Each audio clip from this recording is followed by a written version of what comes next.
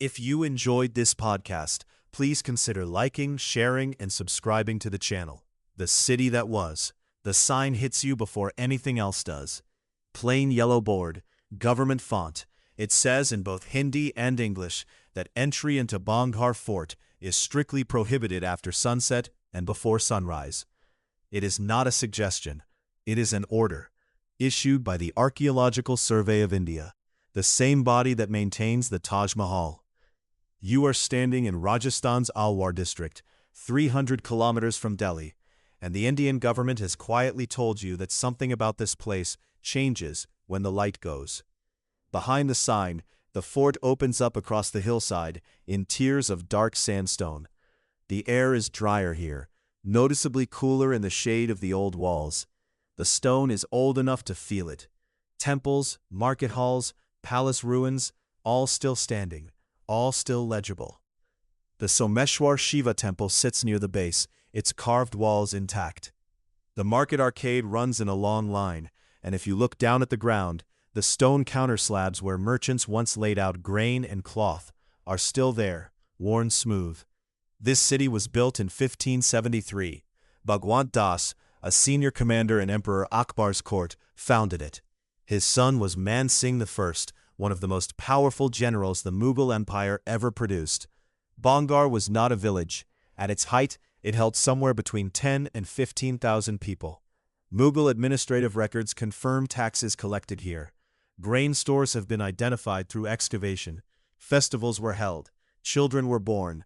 Water channels cut into the hillside fed the entire settlement in a system that archaeologists still study. Every part of that history is documented. The stones confirm the dates. The records confirm the people.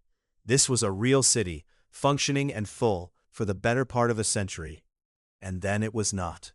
What brought Bhangarh to silence is where every solid fact runs out: the shadow of the sorcerer. Two stories surround Bhangarh's fall. Both name real people, both name exact conditions, and both end the same way, with a curse and an empty city. The first story involves a sorcerer named Singhia. He became obsessed with Princess Ratnavati, said to be the most beautiful woman in the region.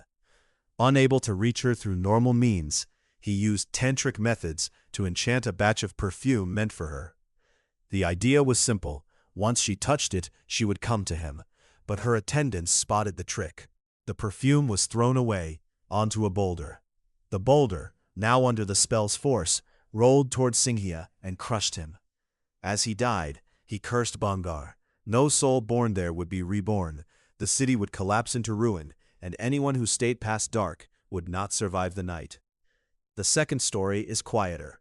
Long before the fort was built, a sage named Guru Balu Nath meditated on that land.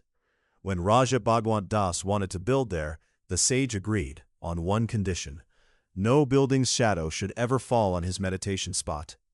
The city was built with that rule in place. But a later ruler, believed by many to be Ajab Singh, raised a structure tall enough to break that agreement. The sage cursed the land with permanent desolation. What makes these stories unusual is their consistency. Oral historians working across the Alwar district have collected these accounts from villages that had no regular contact with each other. Across 4 centuries, the names stay the same, the conditions stay the same, the outcomes stay the same. This is not the shape of generic ghost folklore, which tends to blur and shift over time. These accounts hold their detail like something people were careful to preserve. But neither story tells us what actually drove the living away: the fall without a reason. Around 1720, Bhangarh went quiet. Not slowly, the way towns usually fade, losing people one family at a time over decades. It stopped all at once, and the historical record offers almost nothing to explain it. There was no confirmed military attack, no siege walls were breached, no mass graves have been found, no documented plague tied specifically to Bhangarh, no famine recorded in its name. For a city of its size, with temples, markets, and a functioning royal court, that silence in the record is deeply strange. The most reasonable explanation historians offer is political. When the Mughal emperor Aurangzeb died in 1707, the empire fractured.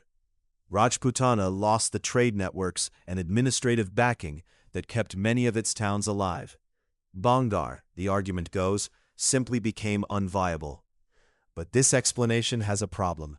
Dozens of towns across Rajputana faced the same collapse in Mughal support. They contracted, they shrank, they did not empty completely. Then there is the matter of the roofs. Colonial-era accounts describe a peculiar pattern, that nearly every structure at Bhangarh was found without a roof, and that attempts to rebuild habitable shelter repeatedly failed. Structurally, this can be partially explained. Flat roof construction in the region required ongoing maintenance and human presence to remain intact. Without people, roofs fall. But the consistency of the pattern across the entire site is harder to dismiss so cleanly. A city does not usually leave this little behind. The government that believed. The sign at Bhangarh Fort does not say, "Proceed with caution." It does not warn of loose stones or uneven ground. It says, plainly, that entry before sunrise and after sunset is strictly prohibited. The Archaeological Survey of India, the government body that manages over 3,600 protected monuments across India, posted this notice at Bhangarh. No comparable notice exists at Hampi, Mandu, or Golconda, ruins far more structurally compromised, far more physically hazardous underfoot. The ASI's official explanation is practical: structural instability and wild animals. Leopards do move through the Sariska buffer zone nearby. That part is documented. But the same conditions apply to dozens of other ASI-managed forest sites. None carry a blanket prohibition framed in the same language. When ASI personnel have been asked directly, the answers stay vague. Officials on record have repeated the safety explanation without elaboration. None have said the word curse. None have needed to. That restraint is itself worth examining. The ASI has no institutional charter to acknowledge supernatural claims. Its mandate is preservation and research. And yet its own signage has created a policy that, in effect, treats the boundary between day and night at Bhangarh as something that must not be crossed. It neither confirms the legend nor dismisses it. It simply draws a line. That a government body built on empirical science chose to draw that line here, and only here, may be the most unsettling fact about Bhangarh that no one talks about. What the ruins remember. Those who have spent time inside Bhangarh after dark, journalists, paranormal researchers, curious visitors who slipped past the boundary, report a narrow set of consistent experiences. Temperature drops that arrive without wind. A feeling of losing direction inside open corridors. Sounds that seem to come from just around the next wall, but never from anything visible. Some photographs taken on site show smears of light or dark shapes that the photographer did not see at the time.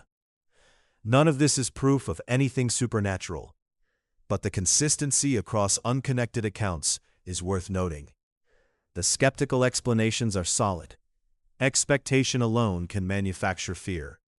When a person enters a place already told it is dangerous, the brain begins interpreting everything as a threat. Infrasound, low-frequency sound waves produced when wind moves through narrow stone passages, is a documented cause of unease, nausea, and even auditory hallucination. Darkness removes visual anchors, making disorientation easy.